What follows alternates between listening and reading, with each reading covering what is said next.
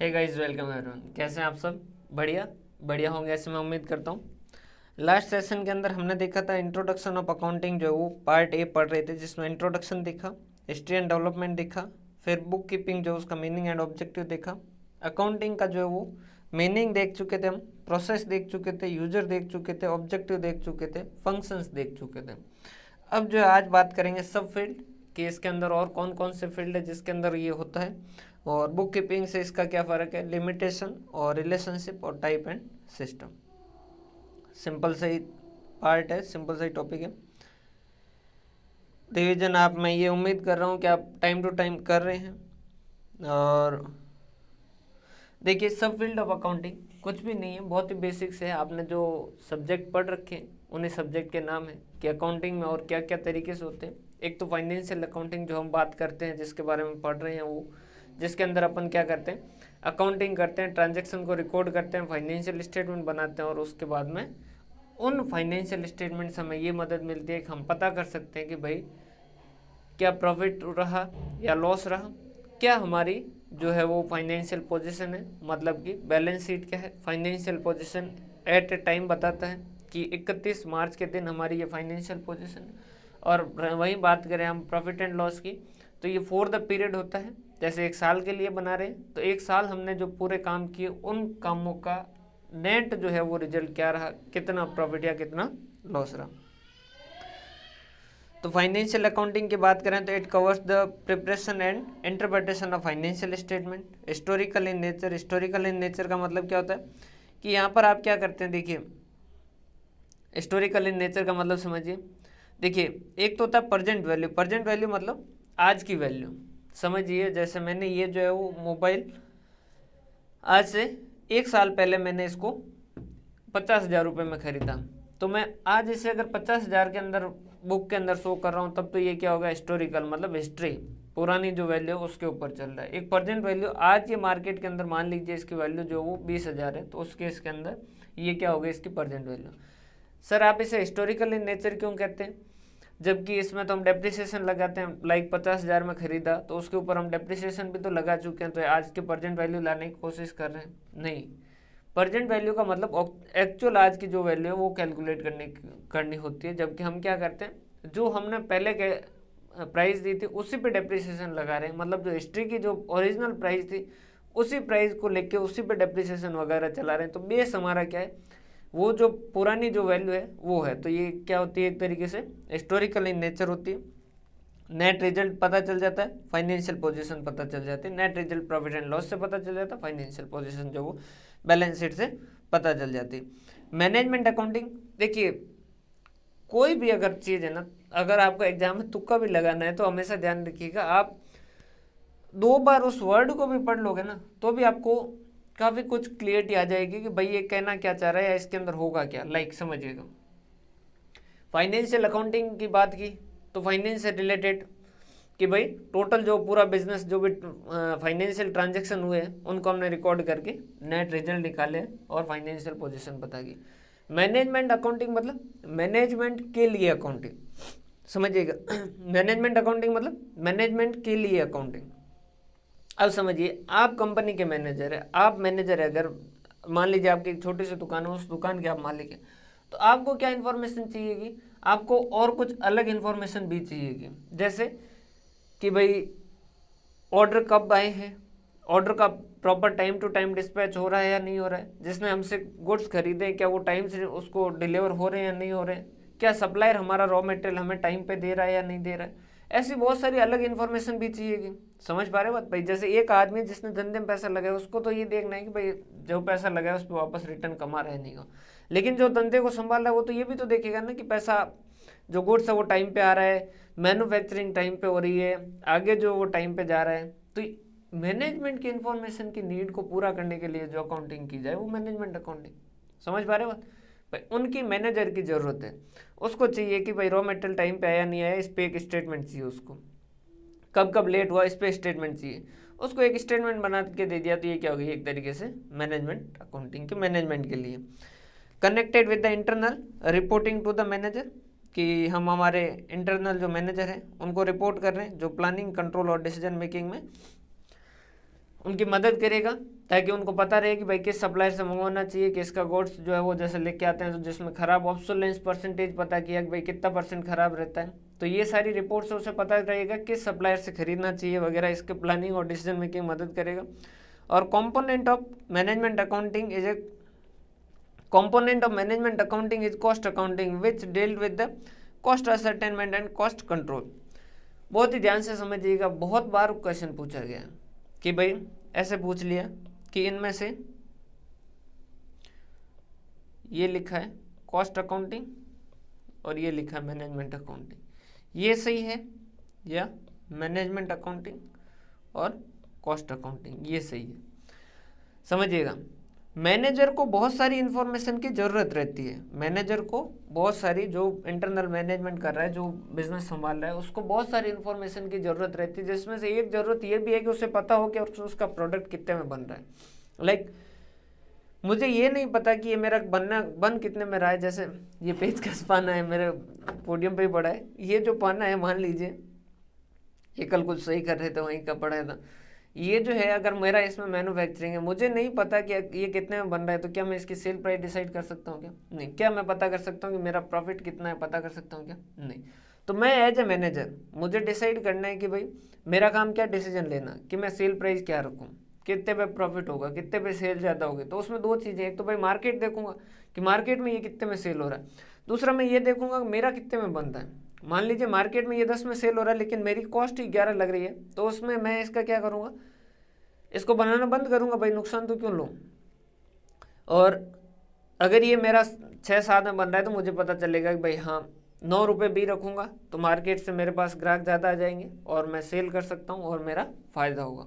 तो मैनेजमेंट को बहुत सारी इन्फॉर्मेशन चाहिए, जिसमें से एक इन्फॉर्मेशन उसे कॉस्ट के बारे में भी चाहिए। तो कॉस्ट अकाउंटिंग एक पार्ट है छोटा सा किसका, मैनेजमेंट अकाउंटिंग का। बहुत बार पूछा गया है कॉस्ट अकाउंटिंग का मेन ऑब्जेक्टिव क्या है। कॉस्ट अकाउंटिंग का मेन ऑब्जेक्टिव है कॉस्ट असरटेन करना। देखिए कन्फ्यूजन क्या होता है, उसने लिखा कॉस्ट असरटेन करना या सेल प्राइस डिसाइड करना, तो हम क्या सोचने लगते हैं कि यार सेल प्राइस बिना कॉस्ट के कैसे डिसाइड होगा। लेकिन प्राइम ऑब्जेक्टिव कॉस्ट अकाउंटिंग का कॉस्ट पता करना है, कॉस्ट पता करने के बाद सेल प्राइस वगैरह अपने आप डिसाइड होती है। तो सेकेंडरी ऑब्जेक्टिव इसके सेल प्राइस डिसाइड करना भी है, लेकिन प्राइमरी और प्रथम अगर इसका ऑब्जेक्टिव फर्स्ट अगर ऑब्जेक्टिव कॉस्ट अकाउंटिंग के तो वो क्या है, कॉस्ट का पता करना। और ये कॉस्ट अकाउंटिंग एक तरीके से मैनेजमेंट अकाउंटिंग का पार्ट है, मैनेजमेंट की हेल्प करता है, तो इसके अंदर ये मैनेजमेंट का एक पार्ट है। कॉस्ट अकाउंटिंग एक वाइडर टर्म है, बड़ा टर्म है, ठीक है। कॉस्ट अकाउंटिंग कुछ भी नहीं है, कॉस्ट पता करना किसी प्रोडक्ट की, ताकि आप उससे इनकम एक्सपेंडिचर मतलब प्रॉफिट लॉस वगैरह सब कुछ पता कर सको। और इसका मेन ऑब्जेक्टिव है जो असरटेनमेंट ऑफ कॉस्ट है, इसमें कभी कंफ्यूजन मत रखिएगा। सोशल रेस्पॉन्सिबिलिटी अकाउंटिंग, देखिए आज हवाएं खराब हो रखी है, वाटर पॉल्यूशन हो रखा है, जैसे गंगा खराब है, गंगा के अंदर बहुत सारा पॉल्यूशन है। किसने इतना पॉल्यूशन किसने फैलाया? मैंने नहीं फैलाया, आपने नहीं फैलाया, इतना पॉल्यूशन किसका है? या फिर कुछ लोग रहते हैं कि अपन कहते हैं कि भाई कुछ लोग कचरा फेंक देते हैं, लेकिन लोग कितने कचरा फेंक दें? जो मेन जो इनको खराब करने वाले, पॉल्यूशन करने वाले, वो कौन है? इंडस्ट्री। भाई एक घर के अंदर मान लीजिए वो गैस का इस्तेमाल न करके वो अपने देसी चूल्हे का इस्तेमाल करते हैं, तो भी उस केस के अंदर देसी चूल्हे का भी इस्तेमाल कर रहे हैं, तो कितना धुआं निकलेगा, जबकि एक इंडस्ट्री का जो धुआं होता है वो कितना खराब होता है। क्लियर है? पॉल्यूशन वो कर रहे हैं, ठीक है, रिसोर्सेज वो यूज कर रहे हैं, कोयला वगैरह सारा का सारा जो ऑयल एक्सट्रैक्ट कर रहे हैं वो सारा का सारा वो कर रहे हैं। जब सोसाइटी उनको इतना कुछ दे रही तो क्या उनका फर्ज नहीं बनता कि वो सोसाइटी के लिए कुछ करें? समझ पा रहे हैं बात? भाई जब वो सोसाइटी से इतनी सारी चीज़ें ले रहे हैं तो उनका ऑब्जेक्टिव है कि वो सोसाइटी के लिए कुछ करें। तो इस हिसाब से ये एक नया फील्ड अभी जोड़ा गया है कि भाई हर बिजनेस है जो एक सोशल रेस्पॉन्सिबिलिटी स्टेटमेंट बनाए कि भाई उसने सोसाइटी से रिलेटेड उसने कितनी कॉस्ट इनकर की और उसने सोसाइटी से रिलेटेड कितना बेनिफिट है जो दिया, ताकि सोसाइटी के प्रति उसकी एक जिम्मेदारी बनी रहे। तो ये भी एक तरीके से अकाउंटिंग का एक फील्ड है। ह्यूमन रिसोर्स अकाउंटिंग, आदमी काम करते हैं जो भी बिजनेस है तो उनसे रिलेटेड जो भी अकाउंटिंग है, तो ह्यूमन रिसोर्स अकाउंटिंग के भी अलग अलग तरीके हैं। आज तक ये पूरा एस्टेब्लिश तो नहीं हुआ है। रीज़न क्या है? क्योंकि अब अकाउंटिंग में क्या होता है कि आप कब कॉस्ट लिख सकते हो, या तो आप उसके ओनर हो या आप उसे कंट्रोल करते हो। लेकिन मान लीजिए कोई ये कहे कि मेरे जो एम्प्लॉय है वो मेरे हैं, समझिएगा जैसे एक कंपनी में 10 एम्प्लॉय है, 5 फीमेल और 5 मेल। अब उसके बॉस ने कहा कि ये मेरी एसेट है, इस मेरी एसेट है मतलब ये इनको मैं ओन करता हूँ, ये मेरी संपत्ति है। तो जो मेल है उनकी वाइफ क्या कहेगी कि पागल है, तेरे कैसे हो गई है, ये तो मेरे हैं। और फीमेल जो है उनको कहेगा कि मेरे ये सारे मेरे कंट्रोल में। तो उनके पति जो है वो मेरे हिसाब से तो बॉस को अच्छा खासा पीट भी डालेंगे। क्लियर? तो ये दिक्कत है, इस वजह से एसेट इसको लिखना आसान भी नहीं है। दूसरा एसेट की जो है वो, इस एसेट का वैल्यूशन भी मुश्किल है। कोई ह्यूमन जो है उसकी वैल्यूशन करना, भाई मशीन जो है वो तो बिकती है, लेकिन आदमी बिकते हैं क्या? नहीं बिकते, एक्चुअल बिकते हैं लेकिन प्राइसिंग उनकी मुश्किल है। क्लियर है? उसके बाद में ये डायग्राम आप बहुत ही ध्यान से समझिएगा। ये अच्छा डायग्राम है कि सबसे छोटा हिस्सा कौन सा है? Book keeping. बुक कीपिंग किसका पार्ट है? अकाउंटिंग का। और अकाउंटिंग किसका पार्ट है? Overall accountancy. अकाउंटेंसी मतलब सारे रूल रेगुलेशन सब मिला के पूरा का पूरा अकाउंटिंग जो फील्ड है वो सारा का सारा किस में आएगा? अकाउंटेंसी में आएगा। तो अकाउंटेंसी ओवरऑल सब मिला के जो बनता है वो क्या है? अकाउंटेंसी। अकाउंटिंग, रिकॉर्डिंग, क्लासिफिकेशन और समराइजिंग और ये सारा काम जो वो अकाउंटिंग का होता है। लेकिन अकाउंटिंग के रूल वगैरह सब कुछ जो मिलके जो आते हैं वो किस में आते हैं? अकाउंटेंसी में आते हैं। तो सबसे बड़ा टर्म जो वो कौन सा है? अकाउंटेंसी। बुक कीपिंग और अकाउंटिंग के अंदर डिफरेंस क्या है? बहुत इजी से क्वेश्चन बन सकता है। प्राइमरी स्टेज है सबसे पहले, क्योंकि अपन ये जो है सारा बुक कीपिंग और अकाउंटिंग दोनों अच्छे से पढ़ रखे हैं, इस वजह से अब अपन इसको थोड़ा सा जल्दी देख लें कि ये प्राइमरी स्टेज है। सबसे पहले क्या होगा?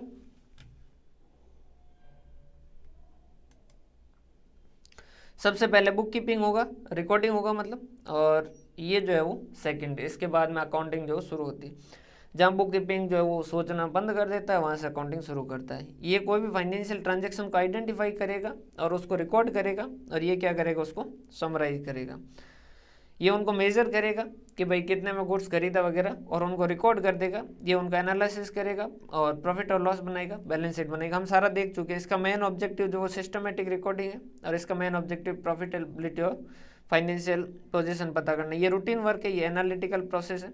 इस वजह से आपको पता हो तो कि छोटी वैकेंसी के अंदर कई बार क्या किया जाता है, बैचलर ऑफ कॉमर्स की जगह बैचलर ऑफ कॉमर्स के साथ साथ कुछ और जो होते हैं बैचलर ऑफ आर्ट्स वगैरह, उनको भी क्या कर दिया जाता है? एलिजिबल कर दिया जाता है। रीजन क्या है? क्योंकि ये रूटीन वर्क है, कोई भी इसको कर सकता है, इसमें कोई ज़्यादा स्किल वाली बात नहीं है। लेकिन इसके लिए किसी को किया जा सकता है क्या? लाइक जो बड़ी मल्टी कॉर्पोरेट कंपनी है या बड़ी पोस्ट पे, तो वहाँ पर जहाँ एमकॉम की जरूरत है वहाँ क्या एमए वाले को भी एलिजिबल किया जा सकता है क्या? नहीं किया जा सकता है, क्योंकि अकाउंटिंग जब काम आएगा तो वो क्या होगा? थोड़ा एनालिटिकल होगा, उसके अंदर रेशियो जो उनको अच्छे से समझना होगा, उसके हिसाब से उसको एनालिसिस वगैरह कर पाए, ऐसा आदमी चाहिए। नॉर्मल एजुकेटेड कर सकता है, स्किल और एक्सपीरियंस चाहिए।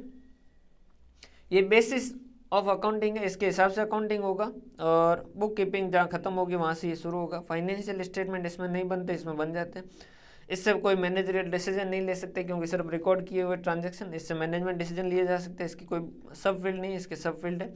फाइनेंशियल पोजीशन इससे पता नहीं चलती, इससे पता चलती है। क्लियर है? ये बहुत सिंपल सी है, इसमें ज़्यादा कोई दिक्कत वाली बात नहीं है। Limitation of accounting. Limitation of accounting में क्या? अभी भी अकाउंटिंग में बहुत सारी कमियाँ। लाइक जैसे एक छोटा सा एग्जांपल बताता हूँ कि हमने कहा कि 5% जो वो डेटर जो वो प्रोविजन बना दिया हमने डेटर के ऊपर। क्यों भाई? कैसे पता चला कि तुम्हारे डेटर में से 5% है जो तुम्हें धोखा देंगे? समझ पा रहे बात? हो सकता है 10% दे, हो सकता है 5% भी ना दे, हो सकता है 100% ही पैसा खा जाए। आपने कहा कि एसेट जो वो 10 साल चलेगी, इसके हिसाब से हम SLM मेथड से डेप्रिसिएशन। कैसे भाई? कोई माता आई है क्या आपके अंदर कि आपको पता चल गया कि 10 साल के अंदर? चलो छोड़ो, ये तो एक आपने कहा कि एस्टिमेट जो वो एक तरीका है। उसके अलावा भी बहुत सारे हैं। मैं डेप्रिसिएशन SLM से लगा सकता हूँ, मैं डेप्रिसिएशन जो वो WDV से लगा सकता हूँ। मेरी कंपेरेबिलिटी क्या? मैं WDV से डेप्रिसिएशन लगा रहा हूँ और कोई SLM से लगा रहा है, दोनों के अंदर कंपेरेबिलिटी बहुत इजीली हो सकती है क्या? नहीं हो सकती है। अब अकाउंटिंग पॉलिसी में ये भी तो नहीं कहा जा सकता कि सारे SLM से लगाओ, सारे WDV से लगाओ, क्योंकि कुछ एसेट ऐसी होती है जैसे आपने लैपटॉप खरीदा, उसको खरीद के दूसरे दिन बेचने जाओ, आपके जैसे 80-90 हज़ार में खरीदा तो वो 50-60 के अंदर बिकेगा, क्योंकि इलेक्ट्रॉनिक आइटम के अंदर डेप्रिसिएशन बहुत जल्दी होता है। या फिर जैसे आपने 6 महीने बाद तो बेचा तो उसके भाव जो आधे आ जाते हैं, क्योंकि उसका नया फीचर आ जाता है, नए जो वेरिएंट आ जाते हैं, उसके बाद में भाव गिर जाते हैं। मतलब अलग अलग जगह अलग अलग पॉलिसी चलती है। मेनली 2 पॉलिसी चलती है, स्कीमिंग और पेनिट्रेशन। स्कीमिंग मतलब मक्खन, कि आप मार्केट में गए, मक्खन खाया और निकल लिए। जैसे कोई भी मोबाइल इंडस्ट्री के अंदर जैसे नया आएगा, भाव कैसे रखेंगे, 70,000, 80,000, 90,000, शुरू में सारे लेंगे, उसके बाद में उन्होंने अच्छा खासा उसको मक्खन को खाया, उसके बाद में 6 महीने बाद देखो आप उसका नया वेरिएंट आ जाएगा और उसके भाव जो कितने हो जाएंगे, 40-50 हज़ार, ताकि शुरू में जो मुनाफा वो खा लिए। एक पेनिट्रेशन होगा, जिसमें क्या होगा, मार्केट के अंदर जब जाएंगे तो प्राइस कम करके जाएंगे, धीरे धीरे जाएंगे, जब मार्केट पूरा कैप्चर हो जाएगा फिर अपन क्या करेंगे, प्राइस जो बढ़ाएंगे। अब दोनों सिचुएशन अलग है, तो दोनों जगह आप एक पॉलिसी तो नहीं लगा सकते ना। आप ऐसा कह सकते हैं कि एक ही यही पॉलिसी है, यही फॉलो कीजिएगा, ये भी गलत हो जाएगा, फिर क्या करें। तो यहाँ आपको आगे वाले को ऑप्शन देना पड़ेगा। तो ये इस तरीके से फिर अकाउंटिंग जो वो थोड़ा दिक्कत रहती है। जैसे assumption and convention on which accounting is based become the limitation of accounting, never free from the subjectivity factor। Subjectivity कैसे, जैसे एक तो हो गया आपका ऑब्जेक्टिव, ABCD 4 ऑप्शन है, 4 में से 1 सही है, बाकी 3 गलत है। सब आपको कहा कि निबंध लिखिए। अब इसमें निबंध में किसको कितने नंबर दे, कोई कह सकता है क्या कि इसको नंबर इतने नहीं, इतने देने चाहिए, इसको इतने देने चाहिए, नहीं। समझ पा रहे बात। तो ये थोड़ा सब्जेक्टिव हो जाता है, इसको सब्जेक्टिविटी फैक्टर जो है वो इसके अंदर आ जाता है कि भाई 10 साल जो वो डेप्रिसिएशन जो एसेट का 10 साल के हिसाब से लगाएं, 5 साल के हिसाब से लगाएं, ये सब्जेक्टिविटी है। मेरे को लग रहा है, मैंने गाड़ी जिस दिन खरीदी उस दिन मैंने 2 दिन 3 दिन लगातार उसको साफ सफाई की, उस दिन मुझे लग रहा था कि मैं 10 साल इस गाड़ी को बहुत आसानी से चलाऊँ। लेकिन 6 महीने बाद में मेरी गाड़ी के ऊपर इतना धूल है कि मैं आगे देखने के लिए मुझे कांच भी जो एक बार धोना पड़ता है, तब जाके मुझे थोड़ा आगे दिखता है, बाकी दूसरी जगह तो सोचना ही गुना है। क्लियर है। तो ये तो बदल गए हालात, समझ पा रहे हैं मत भाई। वो पाकिस्तानी क्रिकेटर का फैन का जो सीन जो बहुत फेमस हुआ था, हालात बदल गए, जज्बात बदल गए, तो वो वैसी सिचुएशन जो वो रहती है। तो अब आपने जो कहा कि 10 साल चलेगा, या फिर नई कोई टेक्नोलॉजी आ गई फिर वो 5 साल भी नहीं चले, ऐसा हो सकता है। मेनली लिमिटेशन बहुत आसान से आपको पता ही है। देखो, एक तो बैलेंस शीट जो है, बैलेंस शीट में क्या दिक्कत है, बैलेंस शीट एक दिन की है, 31 मार्च की, और सबसे आसान मैनिपुलेशन जो बैलेंस शीट में किया जा सकता है। मेरे पास एसेट नहीं है, 31 मार्च आ रही है, मेरे को 31 मार्च को बैलेंस शीट में एसेट चाहिए। मैंने मेरे दोस्त को कहा कि एक काम कर भाई, तू मुझे बेच दे, ये 10 करोड़ की एसेट है, तू मुझे बेच दे। उसने कहा कि मतलब तू पक्का खरीदा है? मैंने कहा हाँ मैं खरीद रहा हूँ, पक्का खरीद रहा हूँ, लेकिन साथ ही कॉन्टैक्ट करके 2 अप्रैल को वापस खरीदेगा। उसने कहा ऐसा क्यों? मैंने कहा मेरे को 31 मार्च को बैलेंस शीट बनानी, उस दिन मेरे बुक में एसेट चाहिए, मेरे को एसेट दिखानी। ये मैंने एसेट दिखा दी और उसके बाद वापस 2 अप्रैल को जो वो मैंने वापस दे दी। सत्यम का अगर आप घोटाला वगैरह पढ़ोगे कभी, तो उस केस के अंदर भी क्या किया था उन्होंने, जैसे उनको बैलेंस शीट डेट पे बैंक बैलेंस जो शो करना था, तो उन्होंने क्या किया, एफडी करवाई, उसको तोड़वाया, कैंसिल वाले जो कागज अलग बनते थे, फिर वापस एफडी बनवाई। जो 5,000 करोड़ की एफडी है वही 10,000 करोड़ की दिखने लगी। समझ पा रहे बात। 2 बार बनाने के कागज जो है वो पड़े हैं, लेकिन कैंसिल वाले उन्होंने फाड़ दिए। तो इस तरीके से काफ़ी कुछ किया जा सकता है। बैलेंस शीट एक दिन की होती है, और बैलेंस शीट जो कुछ फैक्टर की वैल्यू नहीं बता पाती है, जैसे लॉयल्टी वगैरह, ये इन्होंने लिख रखा है भाई कोई भी आदमी हमारे साथ, देखो एक तो मशीन बेस्ड होती है और कुछ जो होती है वो कैसे होती है, जैसे सॉफ्टवेयर इंडस्ट्री है, तो उसके अंदर हमारे आदमी कैसे हैं, स्किल्ड आदमी। या फिर आप देखोगे कि कोई होटल वगैरह इंडस्ट्री में, तो उसमें मैनेजर कैसा, उस पर डिपेंड करता है कि होटल कैसी चलेगी। समझ पा रहे मत भाई। अगर उसका मैनेजर बहुत ऐसा है कि जो नए नए आइडिया लाता रह रहा है और कंटिन्यू कुछ न कुछ इम्प्रूवमेंट कर रहा है और लोगों से बना के रख रहा है, तो उस केस के अंदर उसकी जो वो होटल बहुत चलेगी। उसके पास ही वैसी बिल्डिंग बना रखी है, लेकिन उसका मैनेजर जो वो एक तरीके से रूड टाइप का है, वो कुछ ज़्यादा खास नहीं करता, ना नवाचार कर रहा है, तो उसकी होटल नहीं चलेगी। अब इन दोनों होटलों में बिल्डिंग वाइज सब कुछ सेम है, लेकिन अल्टीमेटली इनमें फ़र्क किसका है, उनके मैनेजर का, उनके आदमियों का। लेकिन इस आदमी को मेजर करके हम बैलेंस शीट में लिख पाएंगे क्या? ना लिख पाएंगे। क्लियर है?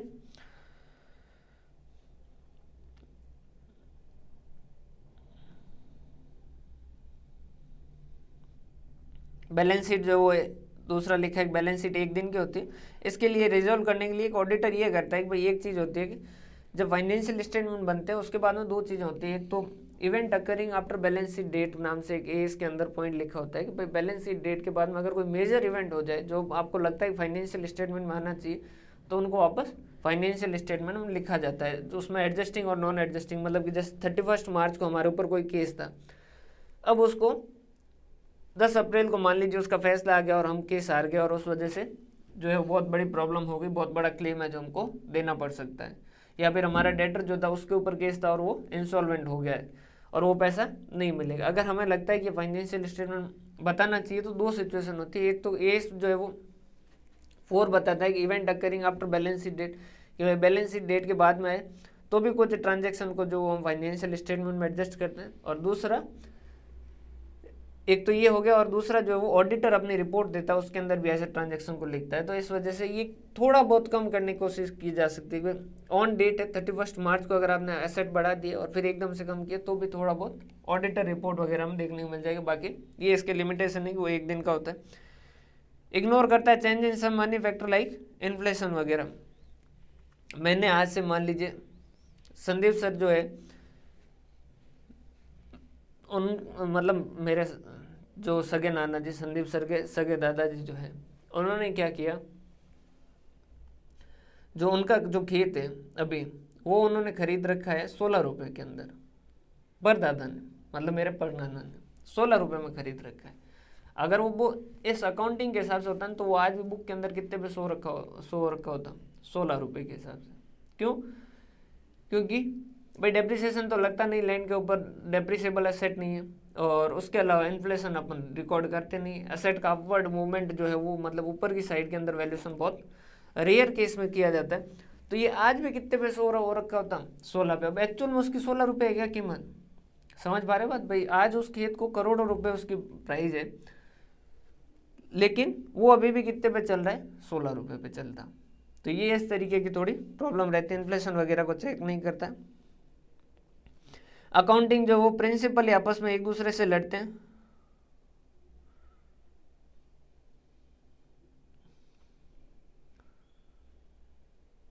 एक सेकेंड है ना, अकाउंटिंग प्रिंसिपल आपस में कॉन्फ्लिक्ट रहते हैं। जैसे एक जो है, जैसे यहाँ पर एग्जांपल लिख रखा है प्रूडेंस। प्रूडेंस क्या कहता है कि अगर आपका एक्सपेक्टेड लॉस है तो उसे रिकॉर्ड कीजिए, एक्सपेक्टेड प्रॉफिट है तो उसे इग्नोर कर दीजिए। एक आपका कॉन्सेप्ट मैचिंग, जो क्या कहता है, मैचिंग या अक्रूवल जिसे कहते हैं, तो वो क्या कहता है कि आपके एक पीरियड के इनकम और एक पीरियड के एक्सपेंस जो आपस में मैच कीजिए। अब ये जो एक लॉस है वो तो फ्यूचर का है, लेकिन फिर भी आज के टाइम में लिखा जा रहा है, तो मैचिंग को वायलेट कर रहा है। समझ पा रहे बात? ये अक्रूवल क्या कहता है कि जब ट्रांजैक्शन हो तभी लिखो, लेकिन प्रूडेंस क्या कह रहा है, एक्सपेक्टेड लॉस है तो लिख दो और एक्सपेक्टेड प्रॉफिट है तो इग्नोर कर दो। तो ये तो आपस में ही लड़े बैठे पड़े। अकाउंटिंग एस्टिमेट दिक्कत है, कैसे पता चलता है कि भाई ये 10 साल चलेगी एसेट वगैरह।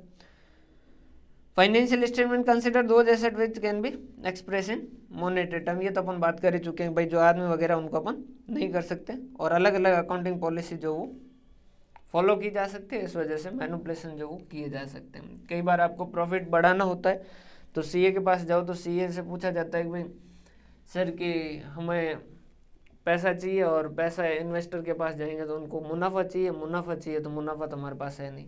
तो सीए कहता है कि तुम्हें कितना चाहिए मुनाफा, बोलो, जितना चाहिए उतना देंगे। कि सर क्या बात कर रहे हो, एकदम से आप कैसे सेल करवा दोगे? कि सेल होना अलग बात है, मुनाफा दिखाना अलग बात है। तो मैनिपुलेशन किया जा सकता है, भटकाया जा सकता है। विंडो ड्रेसिंग, विंडो ड्रेसिंग मतलब आपने खिड़की लगा रखी, खिड़की के अंदर आप ऐसा बहुत शान से खड़े, लेकिन अंदर आपके जो वो पहनने को सही से कपड़े ही नहीं, लेकिन आपने यहाँ पर जो वो दिखा रखा है कि ऊपर जो वो कोट पैंट पहन रखा है। या फिर क्लासेज के अंदर भी क्या होता है, जैसे नीचे जो कैपरी भी पहन के खड़ा हो, लेकिन ऊपर जो वो टी शर्ट पहन के या कोट पहन के खड़ा है, तो उसको लगेगा कि हाँ सब जो बहुत रईसाई वाला खेल है। क्लियर? तो ये ऐसी विंडो ड्रेसिंग जो वो इसके अंदर काफ़ी आसानी से हो सकती है। दूसरे डिसिप्लिन से इसका किस तरीके का रिलेशन है, ज़्यादा इंपॉर्टेंट तो नहीं है लेकिन मैं बता देता हूँ इसका। मैथमेटिक्स, कैलकुलेशन सारी अकाउंटिंग के अंदर होती है। ये डेप्रिसिएशन हो गया या फिर कुछ भी हो गया, कॉस्ट एनआरवी, ये जो भी तरीके की कैलकुलेशन होती है वो आपको कौन सिखाता है, मैथ सिखाता है, इंटरेस्ट कैलकुलेट करना वगैरह, और अकाउंटिंग के अंदर इनकी इस्तेमाल होता है। इस वजह से एक तरीके से कैलकुलेशन जो मैथ सिखाता है और उसको अकाउंटिंग इस्तेमाल करता है। स्टेट्स जो वो क्या है, स्टेट्स जो वो डाटा से रिलेटेड है। स्टेट्स क्या करता है, डाटा को कलेक्ट करता है, उनको समराइज करके उनको मीनिंगफुल जो वो प्रेजेंट करता है, जैसे ग्राफ में प्रेजेंट कर दिया। जैसे आप क्रिकेट में देखते हैं ना, ये ऑस्ट्रेलिया और ये इंडिया, लास्ट में इंडिया जीता देते हैं ये, तो ये उन्होंने क्या किया, ये ग्राफ वगैरह से प्रेजेंट करके उसको इजी करने की कोशिश की। और यहाँ हम क्या कर रहे हैं, अकाउंटिंग बहुत सारे ट्रांजैक्शन उनको रिकॉर्ड करके समराइज करके फाइनेंशियल स्टेटमेंट बना के दे रहे हैं। तो वही डाटा देखे, कलेक्ट किए, रिकॉर्ड किए और उनको समराइज किया। तो ये एक तरीके से सेम ही बात है। अकाउंटिंग एंड मैनेजमेंट को क्या चाहिए, अकाउंटिंग इन्फॉर्मेशन चाहिए डिसीजन लेने के लिए, और अकाउंट जो वो प्राइमरी इन्फॉर्मेशन है। किसी मैनेजर को ये देखना ही भाई हमने इस साल अच्छा काम किया या नहीं किया, तो क्या करना है, फाइनेंशियल स्टेटमेंट लीजिए, देखिए इस साल जो वो आपकी सेल बढ़ी है या नहीं बढ़ी है, मुनाफा बढ़ा है या नहीं बढ़ा। अकाउंट और इकोनॉमिक्स में भी यही कॉन्सेप्ट होता है, कैपिटल और रेवेन्यू के, ये अकाउंटिंग के अंदर भी कॉन्सेप्ट होते हैं।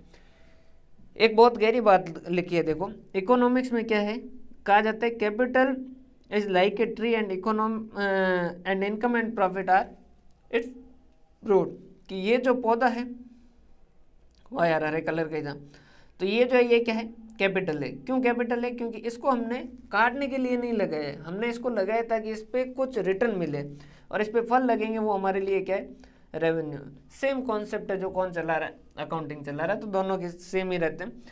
Income, concept of profit, concept of capital वगैरह जो वो आप जब पढ़ोगे ये चीज़ें, तो उस केस के अंदर देखोगे कि यार ये तो सारे अकाउंट से कॉन्सेप्ट ले रखे हैं।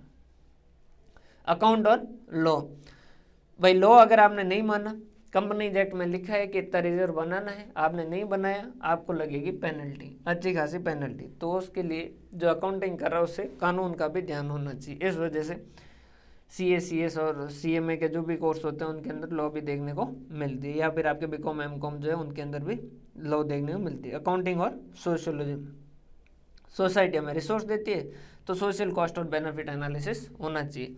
और आपको पता ही होगा लगभग साउथ की मूवियों में हीरो अक्सर अगर कंपनी में काम कर रहा है तो कंपनी से उसका झगड़ा सिर्फ एक बात पे होता है कि कंपनी सोसाइटी के साथ कुछ बुरा कर रही होती है अपने प्रॉफिट के लिए। क्लियर है भाई यहाँ तक। उसके बाद में सिस्टम और टाइप्स ऑफ अकाउंटिंग, देखिए मेनली तो दो हैं, सिंगल एंट्री सिस्टम और डबल एंट्री सिस्टम, और एक अपना इंडियन अकाउंटिंग सिस्टम भी होता है। मेनली अगर कहें तो सिंगल अकाउंटिंग सिस्टम बहुत ही, जो डबल नहीं है वो सिंगल है।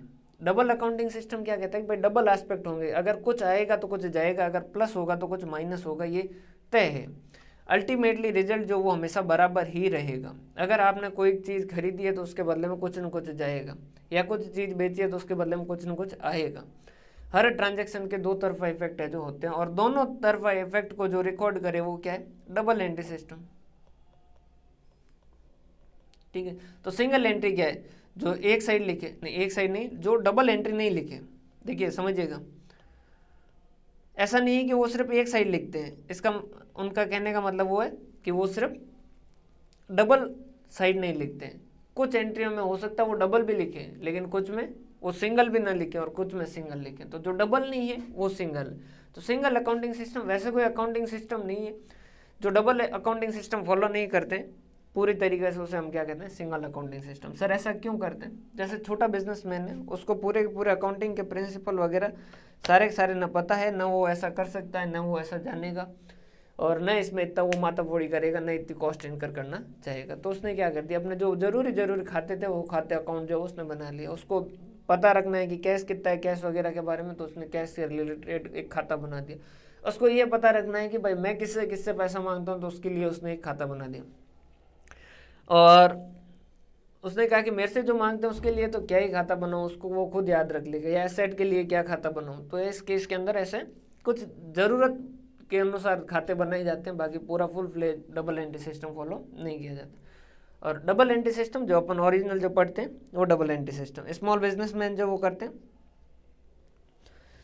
और इसे इनकम्प्लीट रिकॉर्ड सिस्टम भी कहा जाता है। प्रॉफिट और लॉस जो वो इसे कैलकुलेट करते हैं, जो भी अवेलेबल डाटा 100% सही जो वो नहीं मिलता है, अपन फिर प्रॉफिट जो वो कैसे कैलकुलेट करते हैं कि क्लोजिंग कैपिटल कितनी है, मतलब ओपनिंग कैपिटल, उसमें जो भी उसने एडिशनल कैपिटल लगाई वो ऐड करें, और उसने ड्राइंग जो की है वो लेस करें, इंटरेस्ट ऑन कैपिटल वगैरह कुछ दिया तो वो ऐड करें, और इंटरेस्ट ऑन ड्राइंग चार्ज किया तो वो लेस करें, और उसमें एडलेस जो वो एक्स कर दीजिए, तो क्लोजिंग कैपिटल आनी चाहिए, तो एक्स जो है वो क्या हो जाएगा, प्रॉफिट और लॉस हो जाएगा। मतलब कि भाई कैपिटल के अंदर किस किस वजह से चेंज आ सकते हैं कि आपने नई कैपिटल लगाई होगी या कैपिटल विड्रॉ किया होगा, तो ये सारे इफेक्ट हटा दो, तो बाकी जो बचेगा वो किसका बचेगा, प्रॉफिट का बचेगा। पूरा रिलायबल नहीं है, 100% नहीं कर सकते, ठीक है, और कोर्ट में भी नहीं जा सकते, कुछ पर्सनल अकाउंट लेजर जो मेंटेन किए जाते हैं, कुछ इफेक्ट जो कंसिडर करते हैं, यूनिवर्सल है नहीं, छोटे बिजनेस अपने हिसाब से करते हैं, पूरी दुनिया में इसको लिख के चले जाओगे भाई ये अकाउंटिंग है तो वो कोई मानेगा भी नहीं, हर कोई अपने अपने हिसाब से करेगा, तो हर किसी अलग अलग होगी, दूसरे से मिलती जुलती नहीं होगी, और आसानी से समझ सकते हो क्योंकि उसने अपने ज़रूरत के हिसाब से बना रखा है, लेस एक्सपेंसिव और फ्लेक्सिबल बिजनेसमैन अपने हिसाब से। डबल एंट्री सिस्टम जो अपन पढ़ते हैं, two aspect, more scientific, more reliable, based on principle and concept, कुछ रूल होते हैं, कुछ स्टैंडर्ड होते हैं, उनके हिसाब से किया जाता है। और डोमेस्टिक सिस्टम ऑफ अकाउंटिंग, तो ये क्या है, कंप्लीट इंडियन जो सिस्टम है वो क्या है, डोमेस्टिक अकाउंटिंग सिस्टम, जिसमें रोकड़ बही, खाता बही, नकल बही, आपको पता होगा लाल कलर की जो बुक जो है वो मेंटेन की जाती है, उसको अपन क्या कहते हैं, इंडियन सिस्टम ऑफ।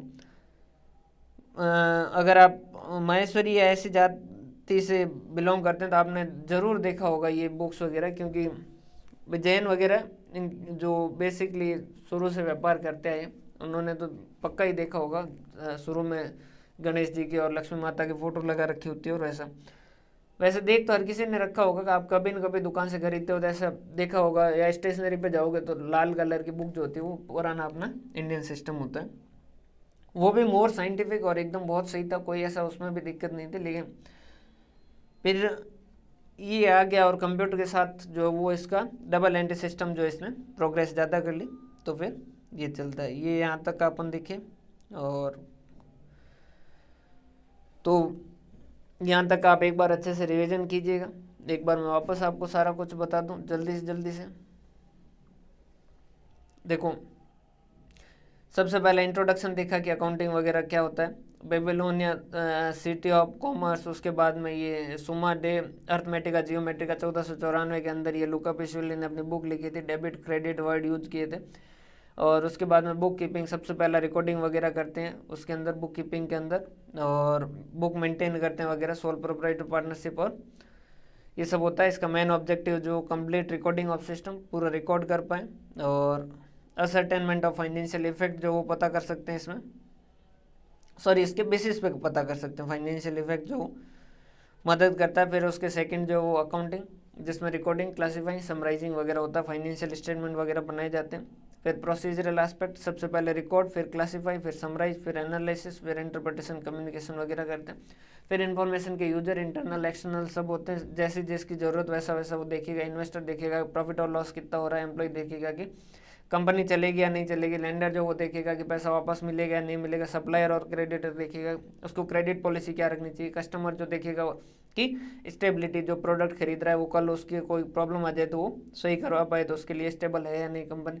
गवर्नमेंट और दूसरे एजेंसी अपने टैक्स वगैरह के लिए देखेगी, पब्लिक अपने कि जनता से मतलब सोसाइटी से बहुत कुछ लिया, वापस कुछ दे रहे हैं या नहीं दे रहे हैं। मैनेजमेंट जो वो कि भाई फर्दर डिसीजन लेने तो उसके इसके अंदर आर्ट और साइंस दोनों है। आर्ट जो वो करने का कला होता है, साइंस मतलब रूल, दोनों चीज़ें इस अकाउंटिंग में भी होती है, करने के अलग अलग तरीके होते हैं और उसके अलावा कुछ रूल और प्रिंसिपल होते हैं।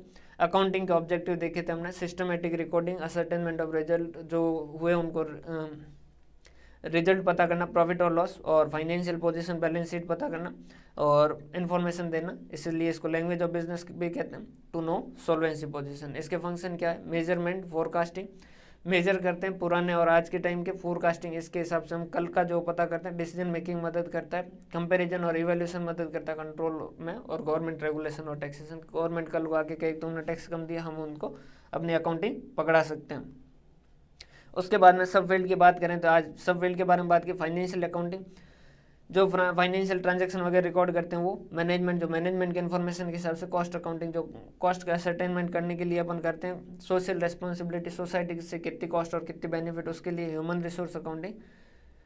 आदमियों की रिकॉर्डिंग के लिए बुक कीपिंग सबसे छोटा भाग, उसके बाद में अकाउंटिंग, उसके बड़ा अकाउंटेंसी, फिर बुक कीपिंग और अकाउंटिंग के डिफरेंस देखे, फिर हमने इसके लिमिटेशन देखी, और फिर इसके दूसरों के साथ रिलेशन देखे, और फिर हमने इसके जो अकाउंटिंग सिस्टम है उसके कितने तरीके होते हैं, सिंगल एंट्री, डबल एंट्री और इंडियन अकाउंटिंग सिस्टम। यहाँ तक का एक बार रिवीजन कीजिएगा अच्छे से, और हंसते रहे, मुस्कुराते रहे। सेशन पसंद आए तो उसके इसके अंदर अपने साथियों के साथ इसको ज़रूर शेयर करें। बहुत बहुत धन्यवाद।